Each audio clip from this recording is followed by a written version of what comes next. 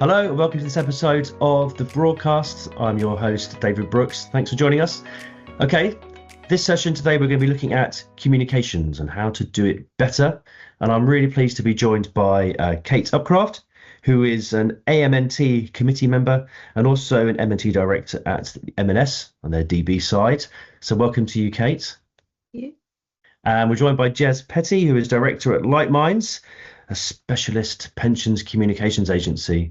So AMNT, member-nominated trustees who care about members, and Jez, who's an expert in comms. I can't think of two better guests to guide us through this conversation. But to kick us off, Jez, I know Lightminds have been doing some research, and I feel very special because this is not in the public domain at time of recording. At time of release, it might be, or nearly coming. But anyway, we're very lucky to get some early insights and indication for what you found out. So yeah, if you can give us the lowdown on that research, that'd be great. Sure, David, and thanks for the invitation. It's great to be here and be part of this conversation. So look, at Lightminds, our philosophy and our whole approach to the work we do is to try and ensure that, as we call it, no member is left behind. And so, in terms of what that really means, it's about harnessing the power of creativity to make sure that all members have the information they need to give them the confidence to make informed decisions about their financial future. And obviously, we've worked in pension communication specifically for over 20 years. And so we feel we have a pretty good understanding of what the common barriers are to people paying attention to their pensions. But to be honest, the landscape is constantly evolving. And we really believe it's important for us as a business not to make too many assumptions. As I say, the pensions landscape is changing rapidly, and that's in terms of legislation, in terms of technological advancements, in how we all search for information. There's the cost of living crisis putting ever increasing pressure on people's personal finances. So we wanted to commission some independent research, which we did earlier this year, to truly understand how over 2,000 UK pension members feel about their pensions and what they need to make confident decisions and decisions that feel right for them.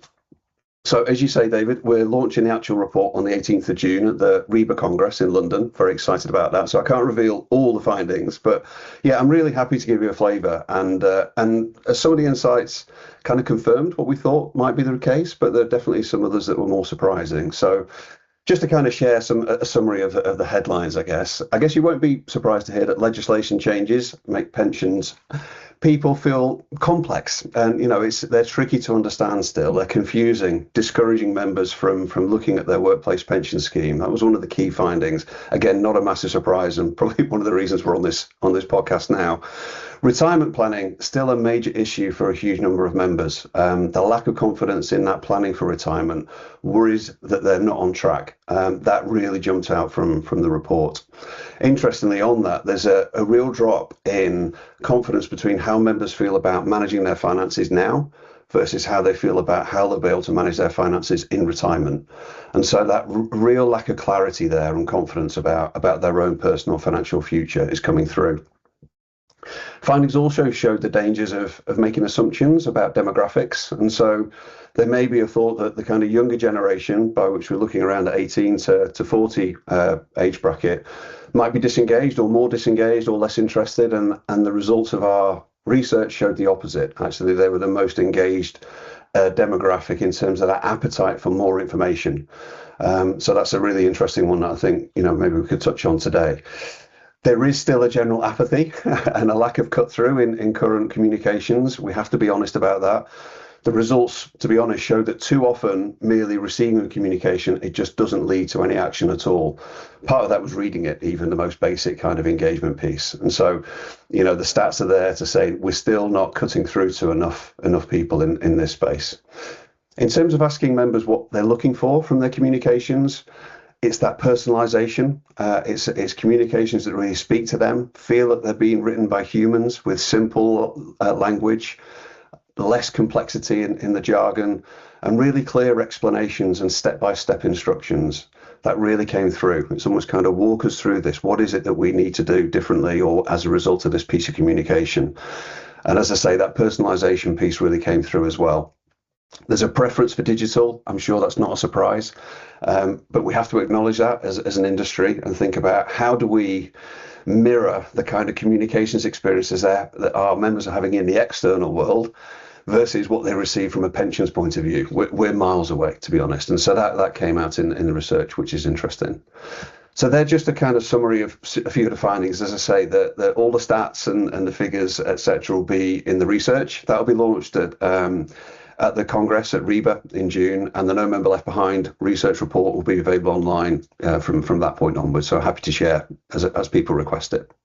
Yeah, that's really interesting. Really interesting. I was scribbling away as you were going through this. I mean, there's a glimmer of hope with your 18 to 40s. So you're sort of saying they want information. And is it just the information isn't necessarily coming in the way they want it? Is that maybe that's exactly that, David? Yeah. So I think, and we've seen this in other research that we've done at the back end of last year with another demographic, specifically looking at women from an ethnic background. Again, the younger demographic, there's a real appetite, if not a hunger, for information about pensions, looking at it as a genuine investment opportunity, an investment vehicle, but not reaching them in a way that they understand. It was still very kind of top down, coming from the scheme, not necessarily a source that they trust always. And so it's how do we meet people where they are? And I'm sure we'll come on to this in the conversation today. That really shone through from both those sets of research that we had. Hey, have you got any immediate thoughts on that research? Yeah, I'm really interested in the personalization piece, because one of the things I'm very conscious of, and we are when we're designing comms, is what the hook is for a particular group with that particular piece of communication. Whereas we might perhaps thinking that the younger demographic are particularly perhaps interested in our ESG comms. So how do we make that particular piece work for them? Whereas for our pensioner members, the results of our valuation and our asset strategy and where we are, which gives them the security of the money's going to keep coming in once a month. That's what matters to them. So I think we've got to send comms out across, sometimes across all our memberships like we do with ESG, but you can target who you think is going to be particularly interested in that piece of comms, which kind of comes into segmenting, I think, the membership into personas as well. So you're thinking about who are your core people, and we're very much coming, certainly in our scheme, to a kind of tipping point, because we're moving now into a group of deferreds who are going to become pensioners who've lived in a digital world. People slightly younger than me. I'm in my early 60s, but I've latterly in my career become absolutely accepting that all my comms are going to be in a digital format, and actually be quite almost surprised that things weren't, because I do my banking online, and so we've moved from a group of pensioners where we might have thought, oh, absolutely, we've still got to think very much paper first, and they'll be worried about the security of doing things online. And we're now, I think, getting to that tipping point of not perhaps thinking paper first. And equally, of course, from a cost and not wasting money, the members' money, the cost of postage is astronomical now. So if we can do that, it works for our ESG footprint, it works in terms of saving money, that we go where the members want things to land into their inbox, or whether they have an app that helps them to manage that. So yeah, I think there's a lot happening just at this point, and we won't be the only scheme. Obviously, everybody's getting to the same age at the same time who are starting to think that paper is now the second consideration, and everything's got to be digital first, and paper is a last resort, and a very expensive last resort. I was thinking about that apathy point as well, because there's a lot, and you touched on it a little bit, Kate, as well, but when we talk about member comms, quite often what we're talking about are standard communications that we have to send because the government says so, ESGs and summary funding statements and these sorts of things, which are generally, and chair statements on the DC side, generally quite dry, not really written with the reader in mind.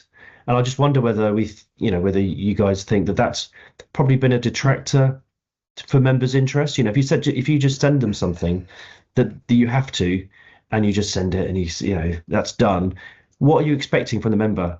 You're almost expecting nothing to come back. Absolutely. Absolutely. And I think that's Well, the key. Sorry, Kate, just very, no, very no, briefly. I absolutely just agreeing. That's it, sometimes no news is good news. GMP being a classic case of that. All the work that led up to also a big comms campaign, and then you've got to look at what response you get to all of that work, and actually being reassured in a way that it landed well because it was quiet. So that's it's kind of that negative. You want the right sort of engagement, but you don't want a negative response that said it didn't land well, I didn't understand it. But this whole do people understand pensions comes back to me all the time, because with my sort of background, because I was one of the company's payroll managers at M&S, and I've done a lot of finance, became really my life.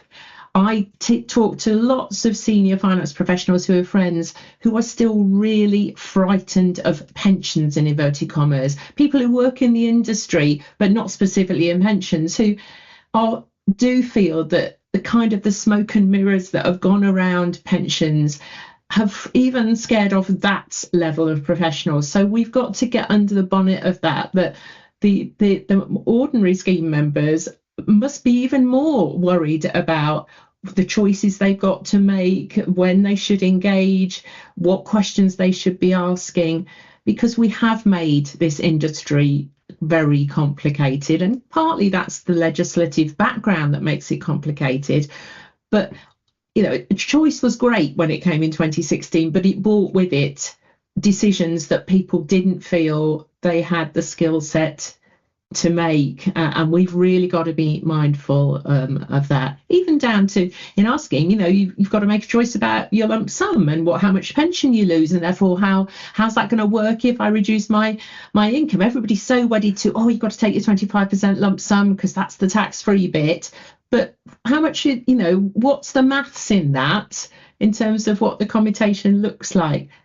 Does anybody out there other than us know what that word commutation means? I mean, there's a classic example. Yeah. Well, we don't use it in daily parlance, do we? No. So it's trying to step back from what we all know and the jargon we use and go, if I just pick that up, do I have the foggiest idea what this means to me now and decisions in 10 years' time? Mm. Yeah, I totally agree, Kate. I think it's really interesting points. I think for me, when communications are built out of process and compliance rather than outcome, and thinking about what do we actually want people to do differently as a result of this piece of communication, you end up with that scenario, David, where lack of engagement, massive apathy, people, if it's printed, it goes in the drawer, never to be read. And you have to flip that. And so you will hear the argument that, well, if people don't read it, why should we invest in the communications? And that absolutely gets to the heart of it for me. For me, it's a massive cop-out, right? Because if you think about the advertising industry, the global advertising industry in 2026 is going to be worth over $1 trillion, right? And that's not because it doesn't work as an industry, it's because it works. And so if you have a marketer or an advertiser that has a campaign that doesn't land, they don't give up. They think about, okay, what is our target audience? How do we reach them in a way that's going to actually cut through and mean something to them in order for them to change their behavior and buy our product or use us as a law firm or whatever the case may be? And so I think that approach for me is the approach that we have to take with pensions communications. It's bringing the disciplines from the outside world, from the world of external communications that Kate mentioned earlier, thinking about your audience from a persona point of view, and then targeting communications for those people. Of course, there are many that we have to do that are, from a compliance point of view, but there's still an opportunity to think about how do we turn those into engaging communications rather than a tick box exercise.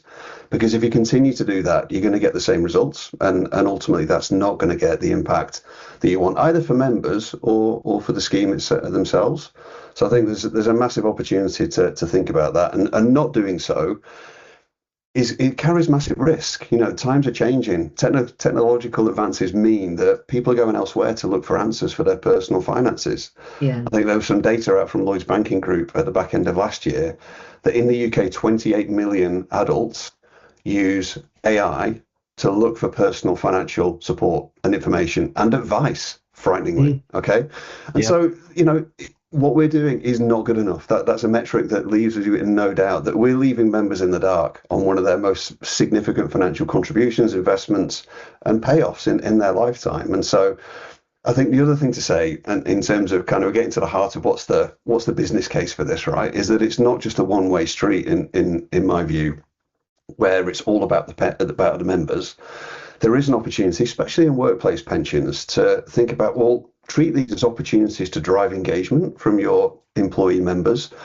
You know, that drives all the outcomes that Kate will be hugely familiar with from her time with M&S around employee advocacy, employee engagement, the retention of top talent, that emotional connection to the brand you're working for. They're keeping you informed in terms of where you sit in terms of your pension, helping you make good decisions about that. You're likely to stay with them and feel great about that organization. And I think there's a dial there that could absolutely be turned. And I'm kind of biased because my background is very much in the employee engagement space, has been for the last 25 years. But I do see that as a massive opportunity for this industry to think differently and go from process to outcome and think about, okay, rather than compliance, think about, okay, how do we drive engagement? And really, if we want behavior change, which is ultimately what we're driving for from our members, then we have to take a different approach to how we think about communications.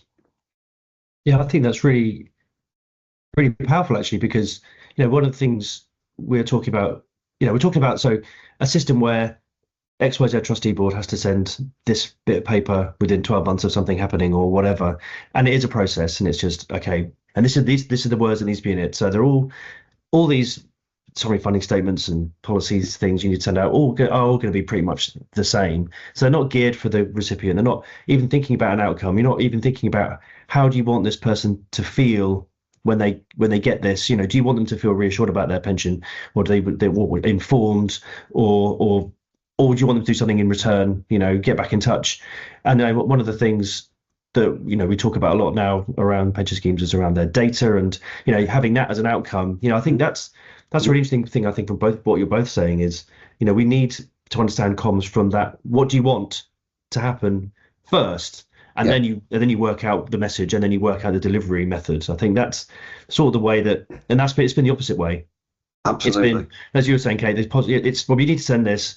How should we send it? Oh, we'll just send it by post because we've got this many addresses. And actually that will help maybe with a few bounce backs. We'll know some people have moved.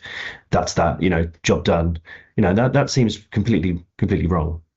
Absolutely. And it's those well-formed outcomes that you identify at the start. And Kate's absolutely spot on. We were in a meeting with a client a couple of weeks ago, and actually the metric for success for them was, because they'd done such a great piece of communication, is that the complaints, the queries, the questions was very low.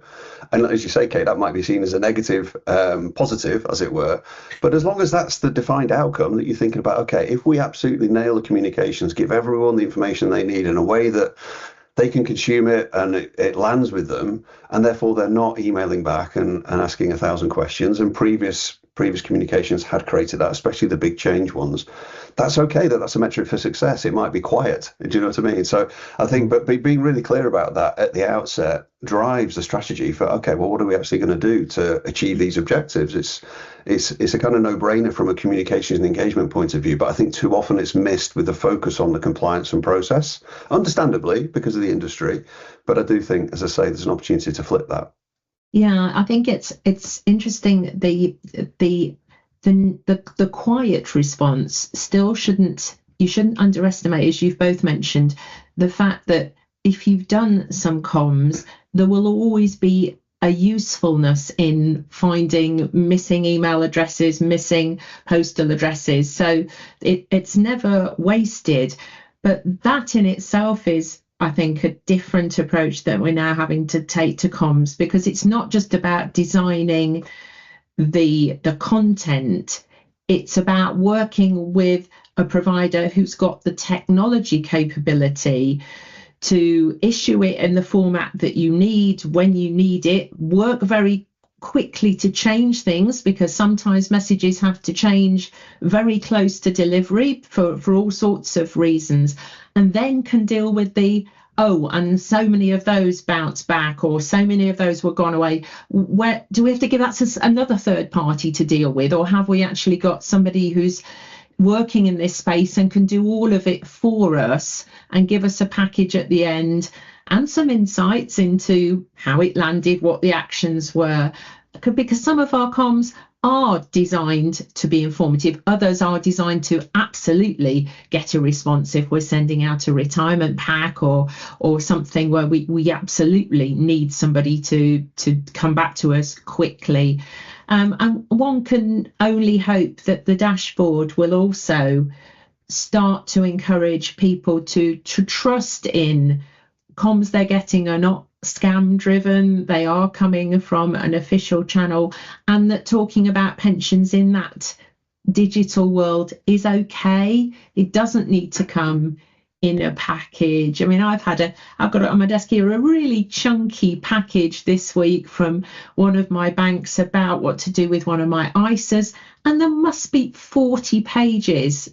And it's just sat there already for a week. So I'm thinking, have I really, what have I got to do with this? Surely I manage all of my ISAs online. Why have I got to get a 40-page chunky thing land on the doormat?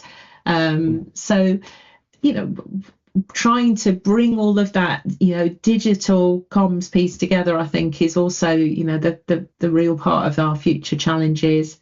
And you talked about language. I mean, it's really scary, the reading level, isn't it, of the average UK citizen, which is, I think about between 9 and 11, age 9 and 11. So we've still got to try and turn our very complicated world into post-primary school language, and that's not being offensive, that's just a fact, isn't it, in terms of the level that we've got to try and explain things so people understand what, if it's a call to action, what they've got to do. Yeah. And so Kate as well, I know you use comms, you've had to use it for conducting exercises, and I don't know if you want to just talk us through a little bit around how you've successfully implemented those kind of comms strategies for well, we work with a comms team internally and also with a third party, and it's very much working from what are the messages, how do we get them to land, as we've said, well, who are the target group, and what is the outcome that we want from this? Is it the quietness, it lands, we've done our regulatory side, or is it something where we do need some action, even if it's just telling us you've moved house, what's your latest email address, etc. And there's a very big difference, obviously, between the large exercises that we have to do annually, whether it's you've just had your pension increase for the year or it's the ESG time of the year, to the individual comms that we do at people's different life events.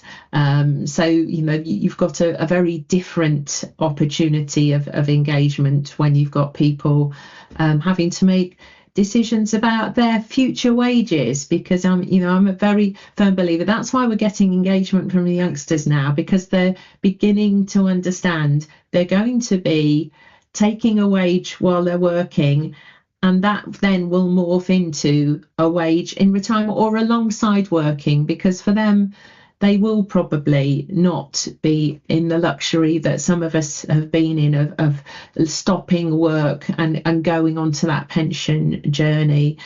And also many of them will be in the DC world, so they need to be much more interested in how are my investments doing, should I log on every day and have a look what's happening to my pension. Whereas I come from the DB world and actually from a non-contributory pension scheme, so that makes engagement even tougher in a way, because our members didn't, in a lot of cases, perhaps even understand that they were in a pension scheme because they saw no evidence of it on their pay slip.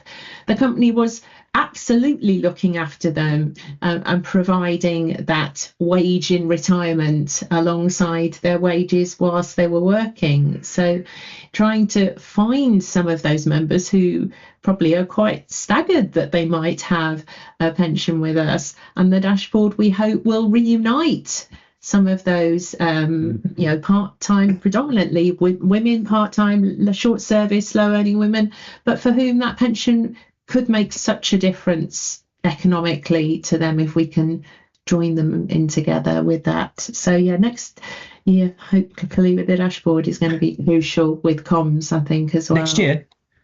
Is this an official announcement, Kate? Are you telling us it's going to be next year? But surely. It has to be, doesn't it? I think it probably will be. No, the dashboard is going to. I mean, I had two things on my little bingo card: AI and dashboards, and you both got one each. So I'm very happy about that. I was going to mention that anyway, but because AI is definitely that thing there with the complexity side, but dashboards is going to. I think it's going to be a game changer in the sense that people will be expecting that digital journey. They will expect to click on a button. I've said this quite a few times to people, but, sitting on the sofa watching the TV or whatever, watching the latest Netflix thing, thinking, oh, then the advert might pop up for the dashboard. Oh, I'll quickly do that and then have a quick look and see, 4 or 5 pensions and a couple of maybes and whatever. And they'll click through and they'll expect to come to a website and they'll expect then to go to something else, a portal or a website or something with some information. They won't expect to call this number between 8 and 5:30. Because that will be a huge missed opportunity to connect with a member because they'll be like, well, it's 9:30 now, and tomorrow's another day, and I won't do that. So they'll want. I think the digital side of things is going to be a complete revolution for the industry. I think. Absolutely, and it's mirroring those external comms experiences that we all have day to day outside of this industry, right? Where our expectations and habits have changed massively, even in the last 12 months. In terms of AI and the various kind of open AI tools. I keep saying it, Jez. You said it once. You don't need. Sorry, that's enough, right? That's enough. Okay, I won't say it again. 3 times and I'm off. Just cut me off. It's even logging on, isn't it? Logging on to your pension portal can be, I've tried twice, I'm going to go off and make a cup of tea. It's got to be so simple right from the get-go. Because we've got such short attention spans now, haven't we? Because life is, you're bombarded with tasks and information. I think that's a really important point as well, because I sometimes think when I think about pensions and engagement, I often think that we expect more for pensions because we love it so much and we think it's so important than for any other financial product. I don't look at my mortgage statement very often. I don't look at my credit card statement very often. I don't look at my bank account that often. I'm not that engaged. I don't look at my, home insurance. I don't look at financial things. I give them a lot of them very few minutes a year when I have to do something. And I'll get the letter through, your car insurance is up or your car tax is due or whatever, and I'll spend 10 minutes and I'll do it and I'll move on with my day. I don't think about it. And I think sometimes pensions we want people to be, I'm actually happier if people just let it be, have a check-in every couple of years, rather than, so I think sometimes the drive for engagement is almost a bit overplayed. I think we expect too much from people. They're busy and they've got other things to do and they don't want to be worrying about it. I'd love to live in a world where they don't need to worry about it, but it's very interesting that because we don't hear this in really any other industry in financial services, do we? This constant angst about engagement. You're right. The banks don't talk about, their customers' engagement. Well, certainly not. I'm not aware that they do, or insurance companies. But because of all the freedom that we gave people, which was great, I think that's when we suddenly thought, well, we've got to be able to talk to them often because we're going to need them to do things. So we've got to have this constant dialogue with them because we'll never get to talk to them at the crucial moment that we need them to tell us what they want to do next.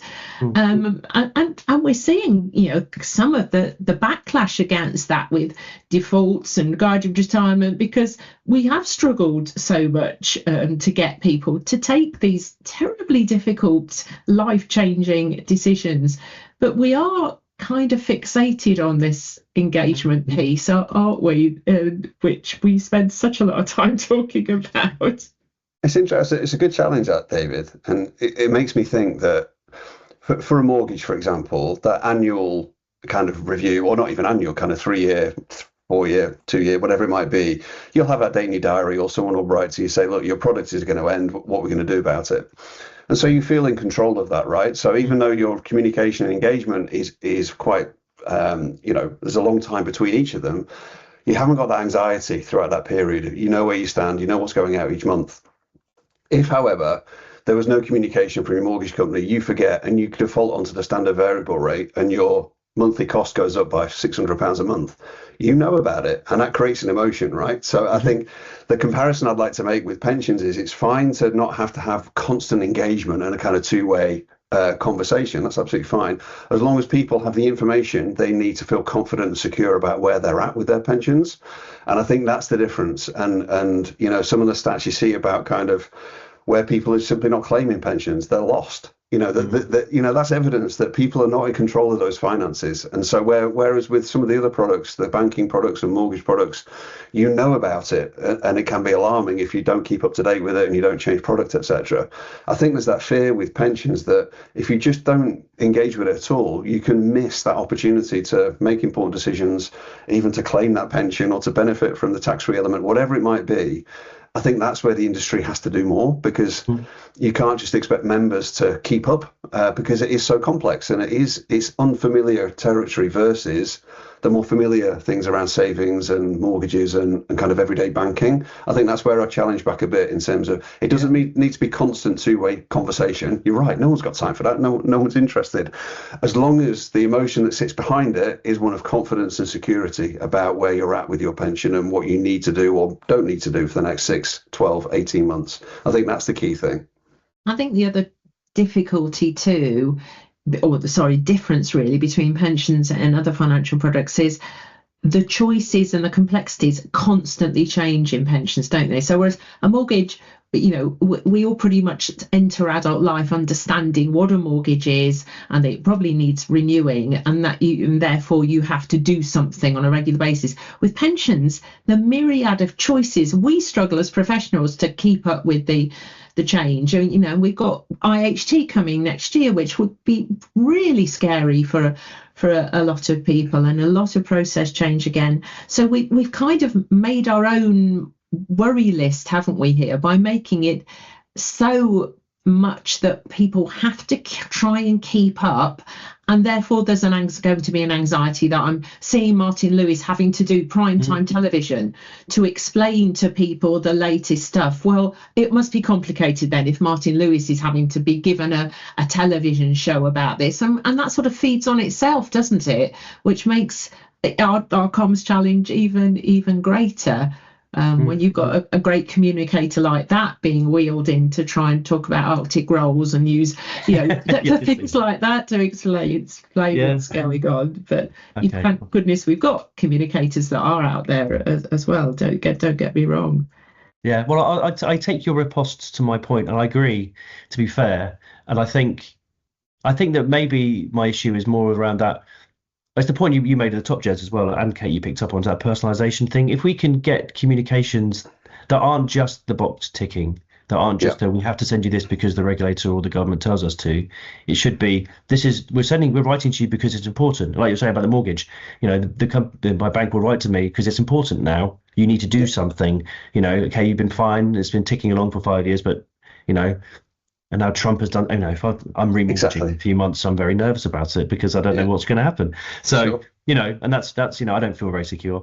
But that's my problem. But yeah, I think if we could get into a position where comms are like that, so when you do get something from your pension provider, it is going to be important. It's going to be relevant to you, not just another just because. And again, you picked up on it as well. You have your members, they want to know about this element.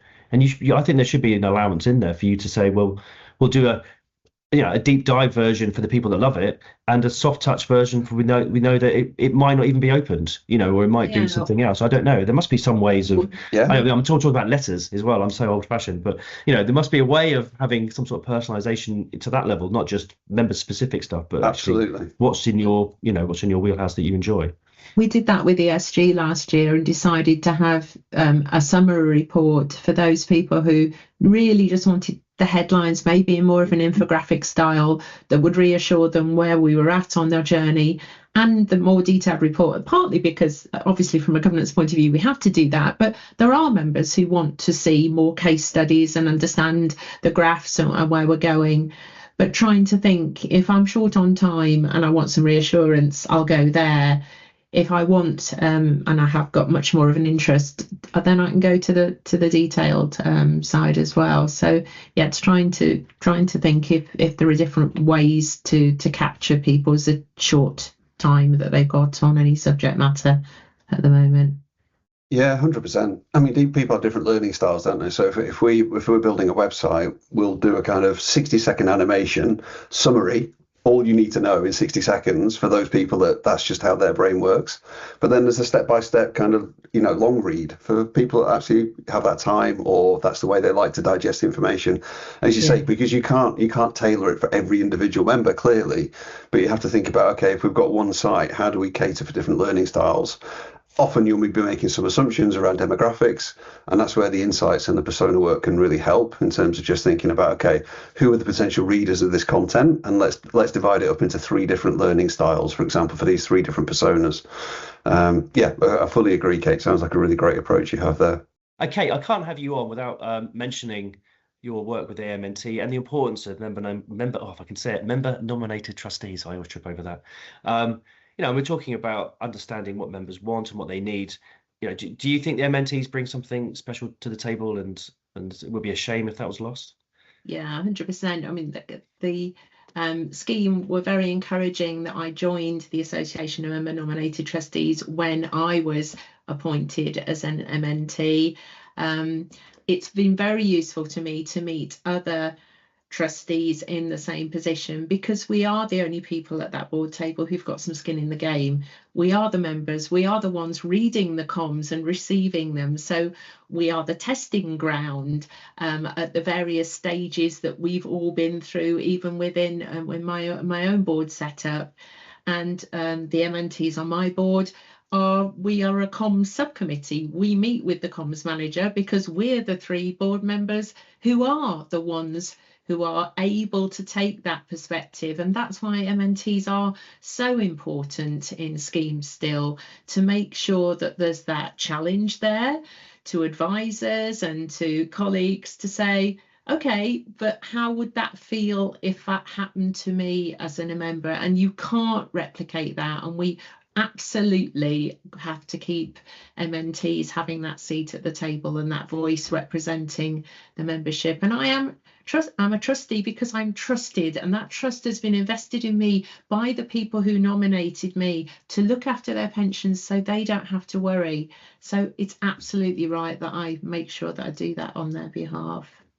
I love that line. I'm a trustee because I'm trusted. That's a t-shirt, isn't it? That's a fantastic line. I love that. Yeah, that's so powerful. It's a bit, my husband's also an M&S pensioner, so he's also trusting me to look after our own household income. So, no pressure. I might be divorced as well, let alone anything else if I do it wrong. So I've got quite a lot of skin in the game here. Yeah, I was going to say, you've got a lot riding on this. Okay, guys, so we have slightly overrun, but I want to both give you a chance just to give any closing thoughts from our conversation, which you wouldn't believe this, listener, but we do plan these, and we went all over the shop, I can tell you. So, which was fantastic. I'm not saying that's a bad thing. I'm saying that's a good thing. But just to make sure that you both, got everything you wanted to get off your chest. We don't finish with you kicking the table. So, Jez, I'll come to you. Just, any closing thoughts from our conversation?